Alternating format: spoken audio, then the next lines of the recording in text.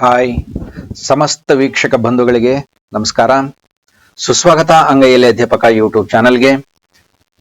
ವಿಡಿಯೋದ ಈ ಭಾಗದಲ್ಲಿ ಅಮ್ಮ ಪಾಠದ ಕುರಿತ 3ನೇ ಭಾಗವನ್ನ ನೋಡೋಣ. ಭಾಗ 1 ಮತ್ತು 2ರಲ್ಲಿ ಪಾಠಕ್ಕೆ ಸಂಬಂಧಿಸಿದ ವಿವರಣೆ, ವಿಶ್ಲೇಷಣೆ, ಚರ್ಚೆ, ಉದಾಹರಣೆಗಳು ಇದ್ದವು. ಭಾಗ 3ರಲ್ಲಿ ಈ ಪಾಠಕ್ಕೆ ಸಂಬಂಧಿಸಿದ ಪ್ರಶ್ನೋತ್ತರ ಇರುತ್ತೆ. ಈಗ 3ನೇ ಭಾಗದಲ್ಲಿ ಬರುವಂತಹ ಪ್ರಶ್ನೋತ್ತರಗಳನ್ನ ನೋಡ್ತಾ ಹೋಗೋಣ. ಕೊಟ್ಟಿರುವ ಪ್ರಶ್ನೆಗಳಿಗೆ ಒಂದು ವಾಕ್ಯದಲ್ಲಿ ಉತ್ತರಿಸಿ.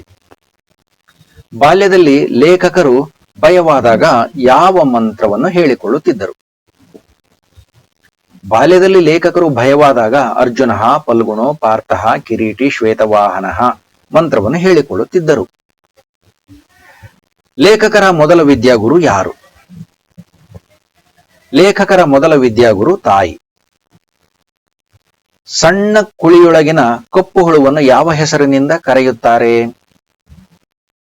ಸಣ್ಣ ಕುಳಿಯೊಳಗಿನ ಕಪ್ಪು ಹುಳುವನ್ನು ತನ್ನಾದೇವಿ, ಗುಬ್ಬಿ ಎಂದೆಲ್ಲ ಕರೆಯುತ್ತಾರೆ. ಲೇಖಕರ ಬಾಲ್ಯದ ಪುನರಾವರ್ತಿತ ದೈನಿಕ ಯಾವುದಾಗಿತ್ತು? ಲೇಖಕರ ಬಾಲ್ಯದ ಪುನರಾವರ್ತಿತ ದೈನಿಕ ಇವತ್ತು ಮೇಷ್ಟ್ರಿಗೆ ಜ್ವರ ಬರಲಿ ದೇವರೇ. ತಿಂಗಳಿಗೊಮ್ಮೆ ಕಾಫಿ ಬೀಜವನ್ನು ತಂದು ಕೊಡುತ್ತಿದ್ದವರು ಯಾರು? ಕಾಫಿ ಬೀಜವನ್ನು ಬ್ಯಾರಿಯೊಬ್ಬರು ತಿಂಗಳಿಗೊಮ್ಮೆ ತಂದು ಕೊಡುತ್ತಿದ್ದರು.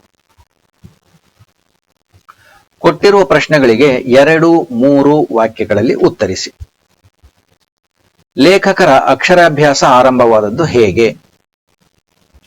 ಹಬ್ಬದ ದಿನ ಅದು ಸರಸ್ವತಿ ನಮಸ್ತುಭ್ಯಂ ವರದೆ ಕಾಮರೂಪಿಣಿ ವಿದ್ಯಾರಂಭಂ ಕರಿಷ್ಯಾಮಿ ಸಿದ್ಧಿರ್ಭವತು ಮೇ ಸದಾ ಎಂದು ಹೇಳಿ ಅಮ್ಮ ನೆಲದಲ್ಲಿ ಮರಳು ಹರಡಿ ಕೂರಿಸಿ ಬೆರಳನ್ನು ಹಿಡಿದುಕೊಂಡು ಆ ಎಂಬ ಅಕ್ಷರವನ್ನು ಬರೆಯಿಸಿದ್ದಳು. ಮಳೆಗಾಲದ ಆರಂಭಕ್ಕೆ ಮುನ್ನ ಮಲೆನಾಡಿನಲ್ಲಿ ಏನೆಲ್ಲ ಸಿದ್ಧತೆಗಳನ್ನು ಮಾಡಿಕೊಳ್ಳಬೇಕಾಗಿತ್ತು?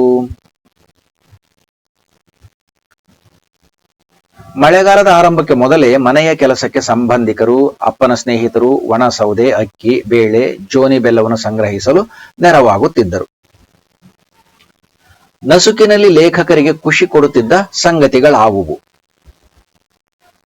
ಅರಣ್ಯದ ಅಂಚಿನಲ್ಲಿ ಇದ್ದ ರಂಜದ ಮರವೊಂದರಿಂದ ನೆಲದ ಮೇಲೆ ಚೆಲ್ಲಿರುತ್ತಿದ್ದ ನಕ್ಷತ್ರದ ಆಕಾರದ ರಂಜದ ಹೂಗಳನ್ನು ಆರಿಸುವುದು, ದೂರ್ವೆಯನ್ನು ಕಿತ್ತು ತರುವುದು, ಕೇದಗೆ ಅರಳಿದೆಯೇ, ಮರದ ಮೇಲಿನ ಗೂಡಲ್ಲಿ ಮೊಟ್ಟೆ ಮರಿಯಾಯಿತೆ ಎಂದು ಬಿದಿರಿನ ಸಂದಿಯಿಂದ ನಿತ್ಯ ನೋಡುವುದು ಖುಷಿಯ ಸಂಗತಿಗಳು. ವಿಶೇಷ ಪದಾರ್ಥಗಳನ್ನು ಕಡವಾಗಿ ಪಡೆಯುತ್ತಿದ್ದ ಹಾಗೂ ತೀರಿಸುತ್ತಿದ್ದ ಬಗೆ ಹೇಗೆ? ಕಾಫಿ ಬೀಜವನ್ನು ಬ್ಯಾರಿಯೊಬ್ಬರು ತಿಂಗಳಿಗೊಮ್ಮೆ ತಂದು ಕೊಡುತ್ತಿದ್ದರು. ಈ ವಿಶೇಷ ಪದಾರ್ಥಗಳೆಲ್ಲವನ್ನೂ ಕಡವಾಗಿ ಪಡೆಯುವುದು ವರ್ಷಕ್ಕೊಮ್ಮೆ, ಅಂದರೆ ದೀಪಾವಳಿಯಿಂದ ಇನ್ನೊಂದು ದೀಪಾವಳಿಗೆ, ಯುಗಾದಿಯಿಂದ ಇನ್ನೊಂದು ಯುಗಾದಿಗೆ, ಗೌರಿ ಹಬ್ಬದಿಂದ ಇನ್ನೊಂದು ಗೌರಿ ಹಬ್ಬದವರೆಗೆ ಈ ಕಡದ ಅವಧಿ. ಕೊಟ್ಟಿರುವ ಪ್ರಶ್ನೆಗಳಿಗೆ 5-6 ವಾಕ್ಯಗಳಲ್ಲಿ ಉತ್ತರಿಸಿ. ಮಲೆನಾಡಿನಲ್ಲಿ ಹುಲಿಗಳಿಂದಾಗುತ್ತಿದ್ದ ತೊಂದರೆಯ ಬಗ್ಗೆ ಹೇಗೆ ವರ್ಣಿಸಲಾಗಿದೆ? ಹುಲಿಗಳ ಶಬ್ದಕ್ಕೆ ಕೊಟ್ಟಿಗೆಯ ದನಗಳು ಗಡಗಡ ನಡುಗಲು ಶುರು ಮಾಡುತ್ತಿದ್ದವು. ಕೊರಳಿನ ಗಂಟೆ ಜೋರು ಶಬ್ದ ಮಾಡುತ್ತಿತ್ತು. ಅಮ್ಮ, ಅಜ್ಜ ಚಿಮಣಿ ದೀಪದ ಬೆಳಕಿನಲ್ಲಿ ಎಲ್ಲಿ ಹುಲಿ ಕೊಟ್ಟಿಗೆಗೂ ನುಗ್ಗಿ ಬಿಡುತ್ತದೆಯೋ ಎಂದು ಕಾಯುತ್ತಿದ್ದರು. ನಿತ್ಯ ಆಳುಗಳು ಬಂದಾಗ ಮಾತು ಶುರುವಾಗುತ್ತಿದ್ದುದು, ಯಾವುದೋ ಹುಲಿ ಯಾವುದೋ ದನವನ್ನು ಕಾಡಲಿ ಹಿಡಿಯಿತು, ಅವರ ಮನೆ ದನ ಹೋಯ್ತು, ಇವರ ಮನೆ ದನ ಹೋಯ್ತು. ಹೀಗೆ ಮಲೆನಾಡಲ್ಲಿ ಹುಲಿ ಆಗ ನಿಜವಾದ ಹಸಿದ ಕಣ್ಣುಗಳ ಕೋರೆದಾಡೆಯ ಮುಖವಾಗಿತ್ತು. ಒರಿಜಿನಲ್ ಹಾಗೂ ಚರಟದ ಕಾಫಿಯನ್ನು ಸಿದ್ಧಗೊಳಿಸುತ್ತಿದ್ದ ಬಗೆಯನ್ನು ವಿವರಿಸಿ. ಕಾಫಿ ಬೀಜವನ್ನು ಆಗಲೇ ಹುರಿದು, ಆಗಲೇ ಪುಡಿ ಮಾಡಿ, ಆಗಲೇ ಕುದಿಯುವ ನೀರಿಗೆ ಬೆರೆಸಿ ಮುಚ್ಚಿಟ್ಟು ಅದರ ಗಸಿ ಇಳಿಯುವಷ್ಟು ಹೊತ್ತು ಕಾದು, ಅದಕ್ಕಾಗಿಯೇ ಇದ್ದ ಬಟ್ಟೆಗೆ ಸುರಿದು ಹಿಂಡಿ, ಡಿಕಾಕ್ಷನ್ ಇಳಿಯುವಾಗ ಕಳೆದುಕೊಂಡ ಉಷ್ಣಾಂಶವನ್ನು ಬಿಸಿ ಬಿಸಿ ಎಮ್ಮೆ ಹಾಲು ಬೆರೆಸಿ ಹದ ಮಾಡಿ ಕಾಫಿ ಮಾಡುವುದು ಸಾಮಾನ್ಯವಾಗಿತ್ತು. ಈ ಕಾಫಿಯನ್ನು ಫಳಫಳ ಹೊಳೆಯುವ ಒಂದು ಹಿತ್ತಾಳೆ ಲೋಟದಿಂದ ಇನ್ನೊಂದು ಲೋಟಕ್ಕೆ ನೊರೆ ಬರುವಂತೆ ಎತ್ತರದಿಂದ ಹಲವು ಸಾರಿ ಹುಯ್ದು, ಕುಡಿಯಲು ಅಗತ್ಯವಾದ ಬಿಸಿಗದನ್ನು ಇಳಿಸಿ ಸೆರಗು ಮುಚ್ಚಿದ ಕೈಯ ಮೇಲೆ ಅದನ್ನು ಇಟ್ಟುಕೊಂಡು ಹಸನ್ಮುಖಿಯಾಗಿ ಅಮ್ಮ ಕುಡಿಯಲು ಕೊಡುತ್ತಿದ್ದರು. ನಿತ್ಯ ಈ ಕಾಫಿಯ ಘಮಘಮದ ವಾಸನೆಯನ್ನು ಕೊಂಚವಾದರೂ ಉಳಿಸಿಕೊಂಡ ಅದರ ಚರಟ ಕುದಿಸಿ ಮಾಡಿದ ಕಾಫಿಯ ಸೇವನೆ ಮನೆಯ ಉಳಿದವರಿಗೆ. ಸಂದರ್ಭ ಸಹಿತ ಸ್ವಾರಸ್ಯವನ್ನು ವಿವರಿಸಿ. ಸರಸ್ವತಿ ನಮಸ್ತುಭ್ಯಂ ವರದೆ ಕಾಮರೂಪಿಣಿ. ಆಯ್ಕೆ ಶ್ರೀಯುತ ಯು ಆರ್ ಅನಂತಮೂರ್ತಿಯವರ ಸುರಗಿ ಎಂಬ ಆತ್ಮಕಥನದಿಂದ ತೆಗೆದುಕೊಳ್ಳಲಾದ ಅಮ್ಮ ಎಂಬ ಪಾಠದಿಂದ ಆರಿಸಿಕೊಳ್ಳಲಾಗಿದೆ. ಸಂದರ್ಭ: ಒಂದು ಹಬ್ಬದ ದಿನ ಲೇಖಕರಿಗೆ ಅವರ ತಾಯಿಯು ಅಕ್ಷರಾಭ್ಯಾಸ ಮಾಡಿಸಲು ಸಿದ್ಧತೆ ಮಾಡಿಕೊಂಡರು. ಅಂದು ಮೇಲಿನ ಶ್ಲೋಕವನ್ನು ಹೇಳಿ ನಂತರ ಮನೆಯ ಒಂದು ಭಾಗದಲ್ಲಿ ಮರಳನ್ನು ಹರಡಿ ಲೇಖಕರ ಬೆರಳಿನಿಂದ ಅ ಎಂಬ ಅಕ್ಷರವನ್ನು ತಿದ್ದಿಸಿದರು. ಸ್ವಾರಸ್ಯ: ವಿದ್ಯಾರಂಭಕ್ಕೆ ಮೊದಲು ವಿದ್ಯಾಧಿದೇವತೆಯಾದ ಶಾರದಾಂಬೆಯನ್ನು ಪ್ರಾರ್ಥಿಸಿ ಕಲಿಕೆಯನ್ನು ಆರಂಭಿಸುವ ಪದ್ಧತಿಯನ್ನು ಪರಿಚಯಿಸಲಾಗಿದೆ. ದೈವಾರಾಧನೆಯ ಮೂಲಕ ಶಿಕ್ಷಣ ಆರಂಭಿಸಿದರೆ ಮುಂದೆ ಉತ್ತಮ ಕಲಿಕೆಯಾಗುವುದೆಂಬ ತಾಯಿಯ ಆಶಯವೇ ಈ ಶ್ಲೋಕದ ವಿಶೇಷ ಆಶಯ ಮತ್ತು ಸ್ವಾರಸ್ಯ. ಇವತ್ತು ಮೇಷ್ಟ್ರಿಗೆ ಜ್ವರ ಬರಲಿ ದೇವರೇ. ಆಯ್ಕೆ ಶ್ರೀಯುತ ಯು ಆರ್ ಅನಂತಮೂರ್ತಿಯವರ ಸುರಗಿ ಎಂಬ ಆತ್ಮಕಥನದಿಂದ ತೆಗೆದುಕೊಳ್ಳಲಾದ ಅಮ್ಮ ಎಂಬ ಪಾಠದಿಂದ ಆರಿಸಿಕೊಳ್ಳಲಾಗಿದೆ. ಸಂದರ್ಭ: ಲೇಖಕರು ಕೆರೆಕೊಪ್ಪದಲ್ಲಿ ಇದ್ದಾಗಿನ ತಮ್ಮ ದಿನಚರಿಗಳ ಕುರಿತು ಹೇಳುತ್ತಾರೆ. ಹೂ ತರುವುದು, ತಾತನಿಗೆ ದೂರ್ವೆಯನ್ನು ತಂದುಕೊಡುವುದು ಮುಂತಾದವು. ರಂಜದ ಹೂವನ್ನು ಬಾಳೆಯ ನಾರಿನಲ್ಲಿ ಕಟ್ಟುತ್ತಾ ಕೃಷ್ಣಪ್ಪಯ್ಯ ಮಾಸ್ತರಿಗಾಗಿ ಆತಂಕದಿಂದಲೇ ಕಾಯುತ್ತಾ ಲೇಖಕರು ತಮ್ಮ ಮನಸ್ಸಿನಲ್ಲಿ ಈ ಮಾತನ್ನು ಹೇಳಿಕೊಳ್ಳುತ್ತಾರೆ. ಸ್ವಾರಸ್ಯ: ಎಳೆಯ ವಯಸ್ಸಿನಲ್ಲಿ ಶಾಲೆ ಎಂದರೆ ವಿದ್ಯಾರ್ಥಿಗಳಿಗೆ ಬೇಡದ ವಸ್ತು. ವಿದ್ಯೆಯ ಮಹತ್ವವನ್ನು ಅರಿಯದ ವಯಸ್ಸಿನಲ್ಲಿ ಮಾಸ್ತರೆಂದರೆ ವಿದ್ಯಾರ್ಥಿಗಳಿಗೆ ಬೇಕಿಲ್ಲದವರು. ಅವರ ಕಾಟ ತಪ್ಪಿದರೆ ಸಾಕು ಎಂದುಕೊಳ್ಳುವವರು. ಮೇಷ್ಟ್ರು ಶಾಲೆಗೆ ಬರದಿದ್ದರೆ ಮಕ್ಕಳಿಗೆ ಆನಂದವೂ ಆನಂದ. ಹೀಗೆ ಎಳೆಯ ವಯಸ್ಸಿನ ಮನಸ್ಸಿನ ಅಂತರಂಗದ ನಿರ್ಮಲ ಅಭಿವ್ಯಕ್ತಿಯೇ ಈ ವಾಕ್ಯದ ಸ್ವಾರಸ್ಯ. ನನಗೂ ಹೆಣ್ಣು ಮಕ್ಕಳಂತೆ ಉದ್ದ ಕೂದಲಿತ್ತು. ಆಯ್ಕೆ ಶ್ರೀಯುತ ಯು ಆರ್ ಅನಂತಮೂರ್ತಿಯವರ ಸುರಗಿ ಎಂಬ ಆತ್ಮಕಥನದಿಂದ ತೆಗೆದುಕೊಳ್ಳಲಾದ ಅಮ್ಮ ಎಂಬ ಪಾಠದಿಂದ ಆರಿಸಿಕೊಳ್ಳಲಾಗಿದೆ. ಸಂದರ್ಭ: ಲೇಖಕರು ತಮ್ಮ ವಿದ್ಯಾಭ್ಯಾಸದ ಆರಂಭದ ದಿನಗಳನ್ನು ನೆನೆಯುತ್ತಾ ತಮಗೆ ಹೂಗಳ ಮೇಲೆ ಇದ್ದ ಪ್ರೀತಿ ಹಾಗೂ ತನ್ನ ಕೂದಲಿನ ಬಗ್ಗೆ ಹೇಳಿಕೊಳ್ಳುತ್ತಾ ತಮಗಿನ್ನೂ ಚೌಲವಾಗಿರದ ಕುರಿತು ತಿಳಿಸಿ ನನಗೂ ಹೆಣ್ಣು ಮಕ್ಕಳಂತೆ ಉದ್ದ ಕೂದಲಿತ್ತು ಎಂದು ಹೇಳುತ್ತಾರೆ. ಸ್ವಾರಸ್ಯ: ಹೆಣ್ಣು ಮಕ್ಕಳಿಲ್ಲವೆಂಬ ಕೊರತೆಯಿಂದ ಅದನ್ನು ಸರಿದೂಗಿಸಿಕೊಳ್ಳಲು ತಾಯಿಯು ಲೇಖಕರಿಗೆ ಉದ್ದ ಕೂದಲನ್ನು ಬಿಟ್ಟು ಹೂ ಮುಡಿಸಿ ಹುಡುಗಿಯಂತೆ ಸಿಂಗರಿಸಿ ಆನಂದ ಪಡುತ್ತಿದ್ದುದು ಇಲ್ಲಿ ವೇದ್ಯವಾಗಿದೆ. ತಮಗೆ ಹೆಣ್ಣು ಇಲ್ಲವೆಂಬ ಕೊರತೆಯನ್ನು ಲೇಖಕರ ತಾಯಿ ಹೇಗೆ ಸುಲಭವಾದ ವಿಧಾನವನ್ನು ಅನುಸರಿಸಿ ತನ್ನ ಬಯಕೆ ಈಡೇರಿಸಿಕೊಂಡಿದ್ದಾಳೆಂಬುದು ಇಲ್ಲಿನ ಸ್ವಾರಸ್ಯಪೂರ್ಣ ವಿವರಣೆ. ನನಗೂ ಎಲ್ಲೋ ಒಂದೊಂದು ಸಾರಿ ಈ ಕಾಫಿಯ ಪುಣ್ಯ ಸಿಗುತ್ತಿತ್ತು. ಆಯ್ಕೆ ಶ್ರೀಯುತ ಯು ಆರ್ ಅನಂತಮೂರ್ತಿಯವರ ಸುರಗಿ ಎಂಬ ಆತ್ಮಕಥನದಿಂದ ತೆಗೆದುಕೊಳ್ಳಲಾದ ಅಮ್ಮ ಎಂಬ ಪಾಠದಿಂದ ಆರಿಸಿಕೊಳ್ಳಲಾಗಿದೆ. ಸಂದರ್ಭ: ಲೇಖಕರು ಕೆರೆಕೊಪ್ಪದಲ್ಲಿ ಇದ್ದಾಗಿನ ತಮ್ಮ ದಿನಗಳನ್ನು ನೆನಪು ಮಾಡಿಕೊಳ್ಳುತ್ತಾರೆ. ಅದರಲ್ಲಿನ ಒಂದು ಕಾಫಿ ಕುಡಿಯುವುದು. ನಿಜವಾದ ಕಾಫಿ ಬೀಜದಿಂದ ತಯಾರಿಸಿದ ಒರಿಜಿನಲ್ ಕಾಫಿ ಕೇವಲ ಅಜ್ಜಯ್ಯನಿಗೆ, ತಂದೆ ಶಾನಭೋಗರಿಗೆ, ಅವರ ಗೆಳೆಯ ಪಟೇಲರಿಗೆ ಮಾತ್ರ ಸಿಗುತ್ತಿತ್ತು.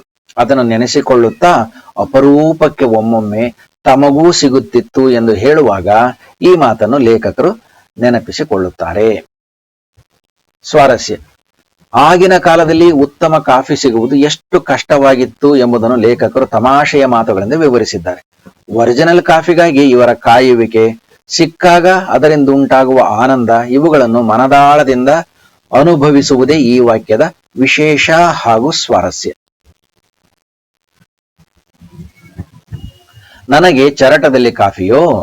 ಆಯ್ಕೆ ಶ್ರೀಯುತ ಯು ಆರ್ ಅನಂತಮೂರ್ತಿಯವರ ಸುರಗಿ ಎಂಬ ಆತ್ಮಕಥನದಿಂದ ತೆಗೆದುಕೊಳ್ಳಲಾದ ಅಮ್ಮ ಎಂಬ ಪಾಠದಿಂದ ಆರಿಸಿಕೊಳ್ಳಲಾಗಿದೆ. ಸಂದರ್ಭ: ಕೆರೆಕೊಪ್ಪದಲ್ಲಿನ ಕಾಫಿಯ ಪ್ರಸಂಗವನ್ನು ಸ್ವಾರಸ್ಯಪೂರ್ಣವಾಗಿ ಲೇಖಕರು ಹೇಳುತ್ತಿದ್ದಾರೆ.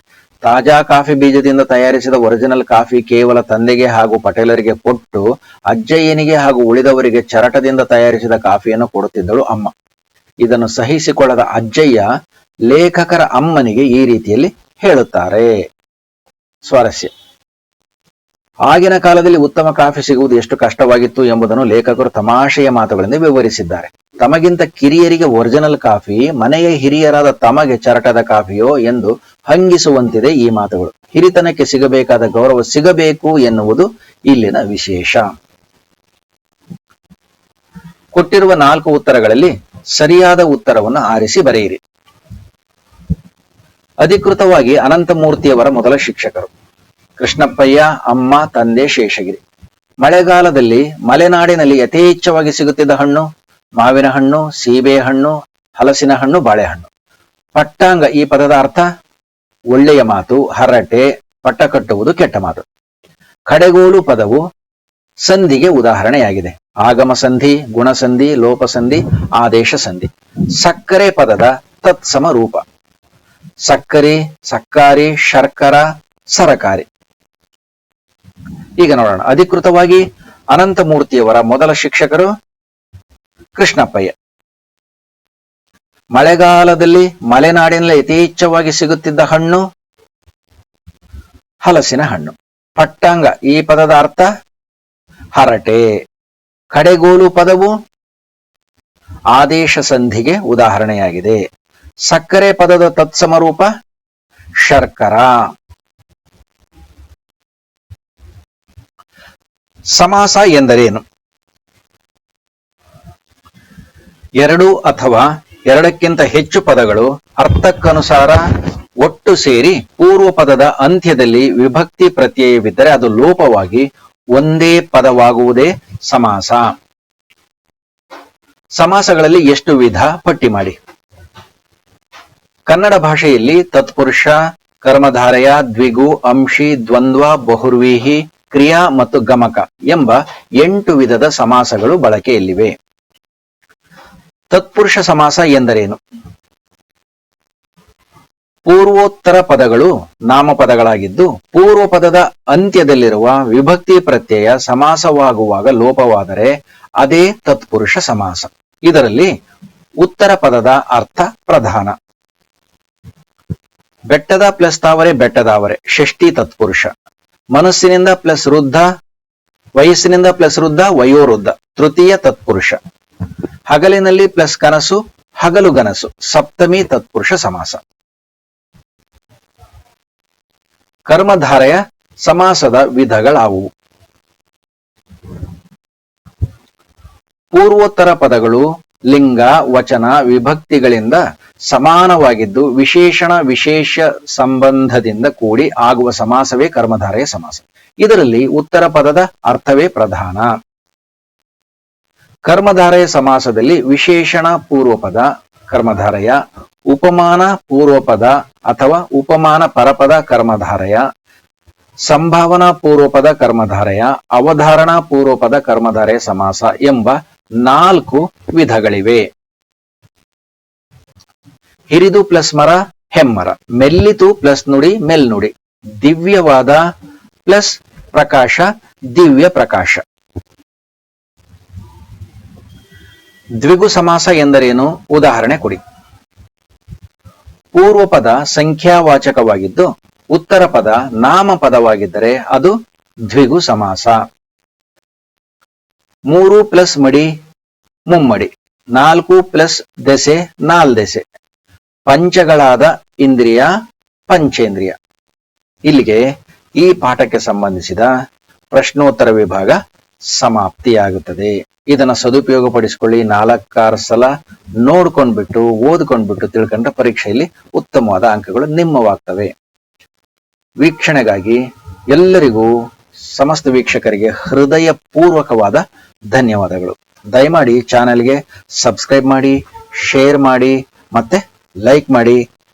ಅಂಗೈಲಿ ಅಧ್ಯಾಪಕ ಚಾನೆಲ್ಗೆ ಮತ್ತೊಮ್ಮೆ ಸಬ್ಸ್ಕ್ರೈಬ್ ಮಾಡಿ ಅಂತ ಕೇಳ್ಕೊಳ್ತಾ ಈ ವಿಡಿಯೋವನ್ನ ಮುಗಿಸ್ತಾ ಇದ್ದೀನಿ. ಎಲ್ಲರಿಗೂ ಧನ್ಯವಾದಗಳು.